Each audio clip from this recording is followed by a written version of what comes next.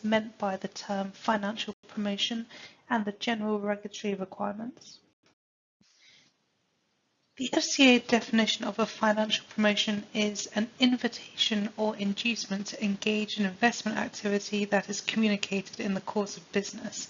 So essentially, this includes not only promotional or marketing material and campaigns, but also our website and web pages, physical advertisements, and any financial communications, including those communicated by third parties or reshared on social media. This includes banners, push notifications, videos, so it's a broad range and essentially covers anything we put out that may be seen by the UK public, particularly if it is promoting Webull UK or includes a call to action. So I've put here in the grey box some examples of what would be in scope. When it comes to marketing emails, these are communications which promote the sale of products and services, or communication which encourages the client to take action in relation to a promoted product.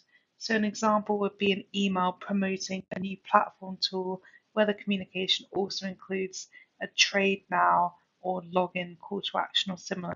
It wouldn't be a service email, for example, advising clients that the market will be closed for a holiday, unless it includes a call to action like trade now. Of key importance is demonstrating how marketing teams have considered product-specific target markets. Of the products offered by Webull UK, share trading and options are high risk and are not appropriate to be promoted to the mass market due to a high risk of loss. Examples of how this can be demonstrated may be only including a certain section of the existing client base on promotional emails, displaying physical adverts at tube or metro stations in the City of London, which is a major financial hub, and not, for example, in the campus of a university. Another example might be tailoring the language or imagery used at a particular target market segment. For example, one of Webull UK's defined target market segments is Urban Chic 1, mid-career professionals with medium-high incomes living in trendy urban locations. More examples of our target market segments, including with such interesting names and descriptions, can be found in Appendix 1 Target Market Definitions of Webull UK's Financial Promotions Approach document. The key regulatory requirement for financial promotions is that they are fair, clear, and not misleading. You may recall this from the principles for business that were covered earlier on in this training, and essentially it is beneficial to Webull to be fully compliant with the FCA's requirements, not only to avoid enforcement action, but it benefits us as a firm to have knowledgeable and well-educated clients. We target the more sophisticated end of the retail client population who have a higher level of disposable income and who have knowledge of investments, diversification, and the risk to capital for some products. Every promotion must be standalone compliant, so each part has to comply fully with regulatory requirements. An example would be an image used in an Instagram post must be compliant, as well as the text in the caption or description beneath it. It's not enough to have a risk disclaimer on a website landing page, but nothing on the promotion that has the call to action linking to this landing page. Each part has to be standalone compliant.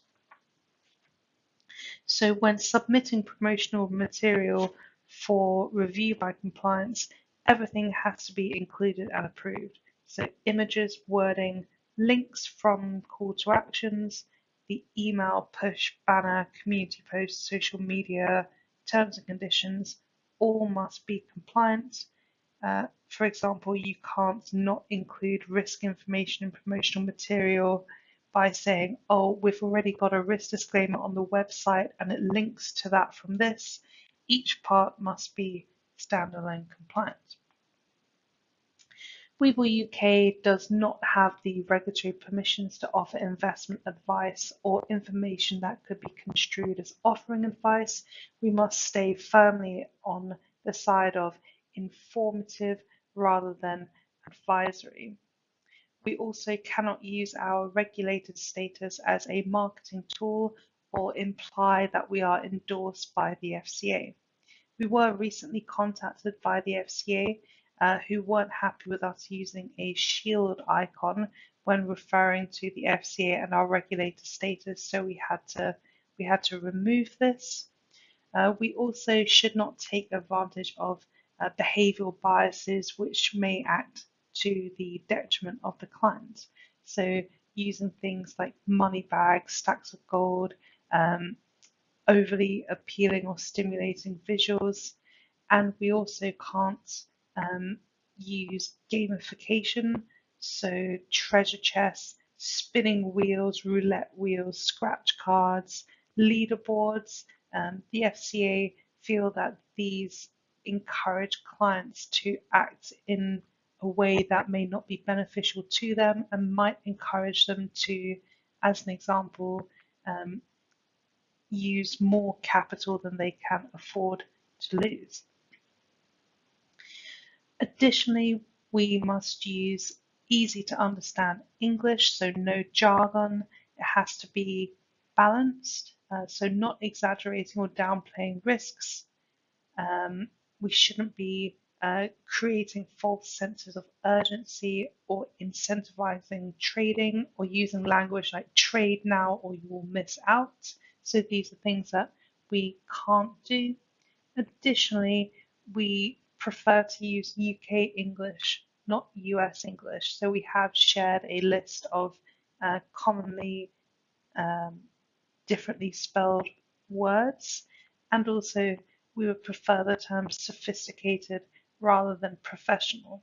A professional client in the UK is a specific categorization of client. So we deal with retail clients. The next level up of that is a professional client, which requires the individual to meet a certain standard in terms of experience, and it means that they have fewer protections. So we do not want to use the term professional when it comes to clients. Again, for more information, please refer to the Webull UK Financial Promotions Approach Document, Section 2, What is a FinProm? This is an excerpt from the Financial Promotions Approach document where it gives a bit more information around what the regulator expects when it comes to ensuring that language is fair, clear, and not misleading. So these are just some examples that you can use for reference. Touching quickly on affiliate marketing and the use of influencers. So this is a common part of firms' marketing strategies, and essentially the firm pays commission or directly pays someone to create content or to generate business from referrals. So we as a firm have to be proactive and take responsibility for how these individuals are communicating financial promotions, and includes influencers and finfluencers. So the FCA is very proactive in this space as they've seen considerable amounts of consumer harm resulting from individuals communicating promotions which have been approved by an authorized person, but also ones where they've been communicated illegally. So even where someone signed off on the promotion, the FCA has felt that there hasn't been enough done to protect clients, and also they're really cracking down on individuals who have communicated unauthorized promotions, recommendations, or referrals. So we will be running a separate training session for the BD teams just because they will have additional requirements in terms of onboarding and monitoring the content of the influencers, and there will be an additional approach document to go along with the financial promotions approach document. Finfluencers and influencers have been assessed in our risk assessment to present quite a high risk to the firm, especially since the FCA has recently brought criminal charges against 9 individuals and also taken action against some firms. So this is something that we are really looking to get right. When it comes to approval processes, the key point is that UK compliance must approve all promotions before they are published or launched. So previously we've been using AMS, but going forwards we're transitioning to ACA for approvals, and essentially we have to have an audit trail evidencing compliance approval of every promotion before they're circulated. We also monitor this retrospectively as part of the compliance monitoring program, so we have additional checks to make sure that content being distributed matches what has been approved. Changes made after approval requires reapproval, and all submitted material needs a deployment or go live date. Content shared via Teams will not be reviewed. We have requirements in terms of record keeping, and Teams is not a valid system of record. It's not auditable, content may be edited, and also it's difficult to keep track of conversations. It can protect you to have an auditable record, for example, on ACA.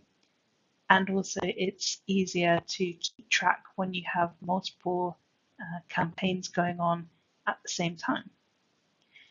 When considering promotions submitted for approval, we review the content of each promotion, we look at how balanced it is, can the claims be substantiated, does it meet all regulatory requirements, for example, they are fair, clear and not misleading that we've touched on. And also we look at it from a product specific point of view.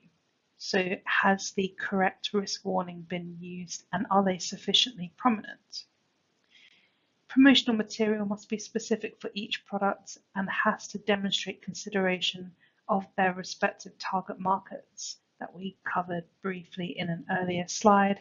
Again, this can be found in more detail in the financial promotions approach documents. This slide gives examples of some non-compliant financial promotions. So these are things where they're incentivizing trading using language that is promoting a sense of urgency, guaranteeing huge returns. It's got a spinning wheel, confetti, stacks of gold. So these are things that we don't want to see coming through for approval. These are things that the regulator will quickly clamp down on.